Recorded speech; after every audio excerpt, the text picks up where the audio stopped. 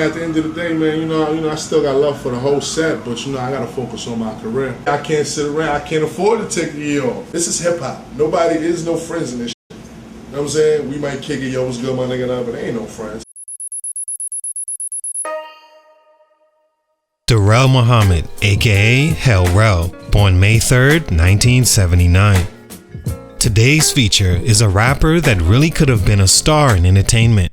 To this day, I think Rell had one of the most unique voices ever in hip-hop, and back in the day, he had the bars to go along with it. Were they timeless bars you can go back to and they still have the same effect today? Maybe not, but for the 2000s, Rell was one of the most respected rappers in the legendary hip-hop group Dipset. But for some reason, he never got the recognition some think he deserved, and never really got that Dipset push or time in history where only he mattered. When Cameron put out an album in their heyday, you knew it was Cam's time. Same with Jewels and Jim Jones. But outside those three, it always seemed like the rest of Dipset were left to fight over the crumbs.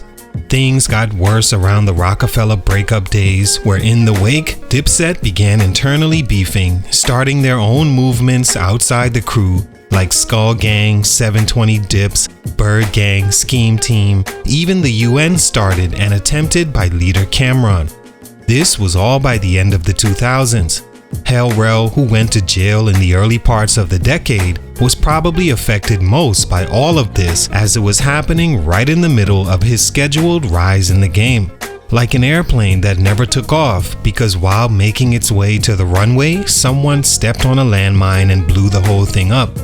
Rell never really found solid ground after that. Throughout the 2010s, he just kinda lived a regular life. One where he'd put out a mixtape here and there, roam the streets of New York getting into altercations and beef that none seemed to work out for him, or getting on Instagram making meme-worthy reply videos to being disrespected in the streets about Gucci slippers and all his jewelry being real and still intact. His biggest moments is him being attacked in a Chinese restaurant, looking shocked before doing the race, not from the guys most likely, because Rell's a gangster, right? But from the cameras that can damage his image much more and much longer than some light-handed fist to the face. And then there's the fire hydrant company he was keeping on a late New York night, sprawled out on the ground, unable to move his legs, victim of an apparent knockout. And oh yes, of course, the cameras came out. None of this makes me see Rell as some sort of clown or bad rapper that's not really who he portrays himself to be, but it makes me understand much more why, for these reasons, Rell never really blew up like he had the opportunity to. Let's talk about it. It's your boy JC, Stunted Growth Music. Let's get it, man. Take a minute to like, subscribe, and comment on who I should do next. Rell is a street rapper from the Bronx, New York, where at a young age, you could see he had some sort of future in entertainment.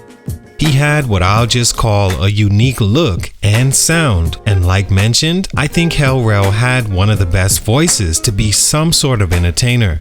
He got his start by rapping over a beat Cameron did to a song called The Rock, featuring Memphis Bleek, whose side note still had the hardest verse I ever heard Memphis Bleek spit, and also Beanie Siegel. A close friend of both Cameron and Rell by the name Luca Brasi brought the song to Cameron, and immediately Cam wanted to sign him, telling Brasi to bring him to the studio now. Rell, in his words, has been with him ever since, though it's unclear if he ever on paper signed a deal with the Diplomats. Right in the midst of that come up, Rell was locked up for distributing large amounts of drugs on the streets, to which he would do 2 years in prison while Dipset were dropping their first installment of their classic Diplomatic Immunity, where Rell would phone in freestyles from his cell. Stunt number 1, going to jail at the wrong time. The initial stunt in Rell's growth as a rapper came as a result of him having to turn himself in at the height of the Diplomatic rise. By the time he got out, which was only a few years, many things had changed within the structure of the group. When he first met Cameron after being introduced, the two hit it off at a recording studio after making a few songs together, but Rell had a very important secret to tell the Dipset leader and one of the hottest rappers in New York at the time. While Cam was expressing how much he liked Rell as a rapper and all the amazing things he had planned for him, he stopped Cam to let him know that he has a case hanging over him, to which he soon had to turn himself in and sit down for a couple years. Cam took the news well and still promised to make him a star upon his release. The Diplomats released their first collaborative album in 2003, with Rell in jail at the time and having to call in for his features. That album went gold and marked the final time Dipset would ever have that much impact on the industry as a group on a mainstream level. They had everything lined up at that point, so for Rell to miss that was a setback for his career, not being able to promote himself and work with Cam, Jim, and Juelz at one of their peaks. By the time he was released from jail around 2005, Dipset had already left Rockefeller, Dame and Jay-Z was disbanding the label, and the Dipset buzz had started to fade, although individually they still had juice. Rell would never see that kind of attention mainstream again. Stunt number 2, in the wrong line of entertainment. Another interesting view I've always pondered about Rell's rap career is, in my opinion, he would have been much better off on the big screen instead of being a rapper. There was always something comedic about Rell to me. I guess you can say that about Dipset as a whole. They all had the comedic charisma that would have made any of them great actors. With Rell's unique voice and a face that I'm not gonna sit here and say it's one only a mother could love, or one you change sides of the streets at night if you saw him coming, or one that looks 20 years before its time, or one you wanna unzip, lay it on the ironing board and unwrinkle it. No, that's not what I'm gonna do. Calling Rell ugly is out the question. But I will say that in Rell's era, it was really about one or two things: women wanting to be with you, or men wanted to be you. Having both, like a Nas, Big Daddy Kane, Rakim, made it that much easier to sell you as a product. Not that having only one was a problem. Example, Jay-Z. I would say more than women wanting him, men admired his lifestyle and lyrics assumed to be true. With Rell, I can't really say he had either. From the look to being clowned in the streets, he never really cornered any of those markets in rap.